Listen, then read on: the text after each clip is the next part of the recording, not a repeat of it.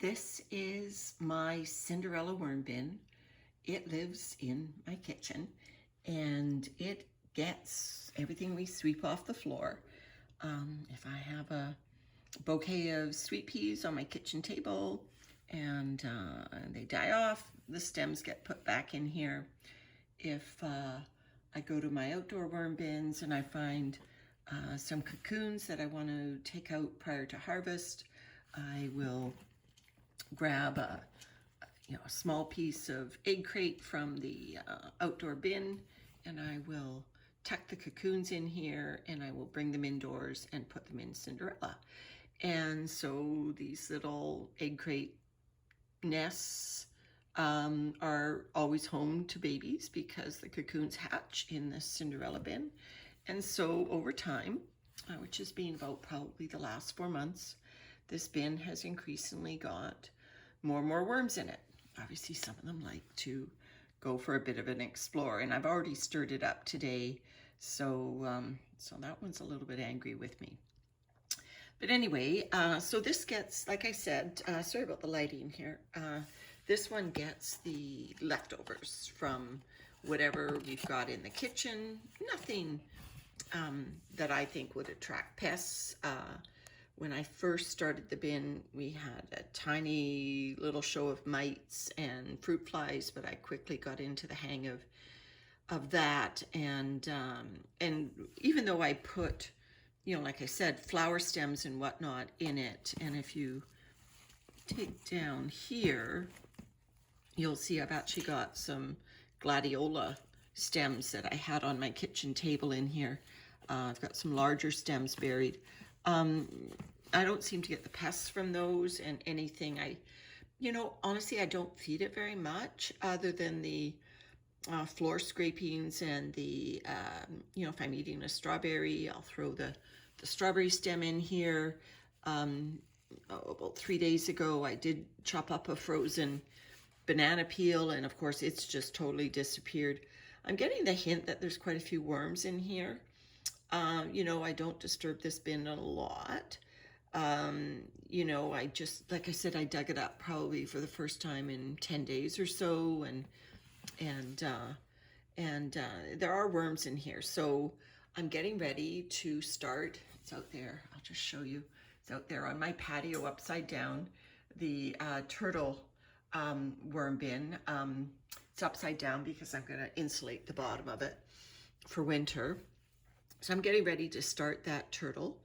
And so what I thought I would do is bait out some of my Cinderella worms so that they can be moved outdoors. Oh, I do see I've got a little pill bug in here. Yeah, so they do come in from outdoors, which is fine. So I thought, because I'm not really using this bin for castings, I'll take some of the bedding from the bin itself, stick it in the bottom, and then what I took out of my freezer for these guys is some frozen kiwi and apple. So I'll just alternate some kiwi skins and some bedding, and get even the juice, any juice that's in there, into the bait cup, and put that nice juicy bedding in there. And so they will, I don't think I have any worms in there. So they will, hopefully, because they really don't get fed food. Sorry, that was my scooter buzzer going. I've left it on. Not good. I could go shooting forward here. There. So they really don't get regular feedings. They just eat what we sweep off the floor and throw them in terms of, like I said, dead flowers and whatnot. So they really haven't had comprehensive food, although their bedding, to be honest, their bedding is that lovely matured bedding, and it does have molasses and coffee and other things in it. So they haven't been starving, but they don't see a lot of fruit. So what I'm gonna do is I'm just gonna dig a little hole here you can see that even though they don't get fed regularly and they don't get fed, you know, all the types of food that we normally feed worms, the castings are beautiful. So they've done a beautiful job. They're lovely and fluffy and just slightly moist. Bury the holes of my Starbucks cup. I think maybe a little half-inch deeper here. Get these guys right up to the holes of the cup here. And bait them out. So they will hopefully congregate in here, and just want to make the Starbucks cup nice and dark so they don't see it as intimidating to go in there. So there's probably a lot of worms on that cardboard anyway. So I'll just shove that in there to make the cup nice and oops, I've dug up my sweet pea stem. That's okay. They'll get to it. So the other thing I do with this Cinderella bin is I have my tubs of castings that I've been collecting. So I've got tubs of castings sitting all over here that I have harvested from my outdoor bins. And every so often I will bait out a few worms from them, or just pick them out from the top. So I just picked out a few worms from the top of some castings.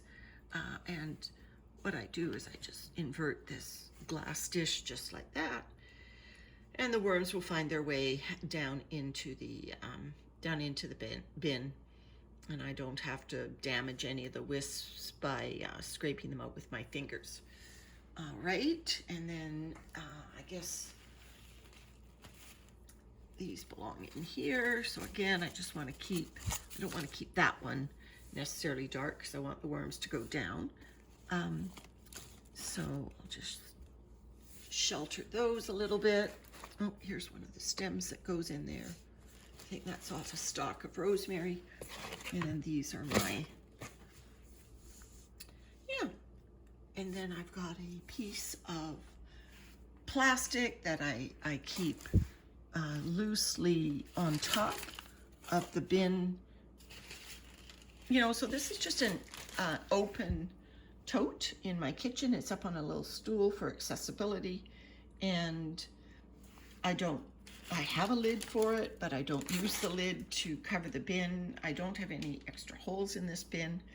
I just leave it open air, and I put this piece of plastic, bubble-ish wrap loosely over it. But there's lots of holes around the edges, and there's quite a gap between the plastic and the surface of the bedding itself. I usually put a lot of, well, like you saw, crumpled coffee cups and paper towel tubes and toilet roll tubes and stuff in there. So the bedding itself, and even those flower stems, there's a lot of air that happens between the various components of the bedding itself.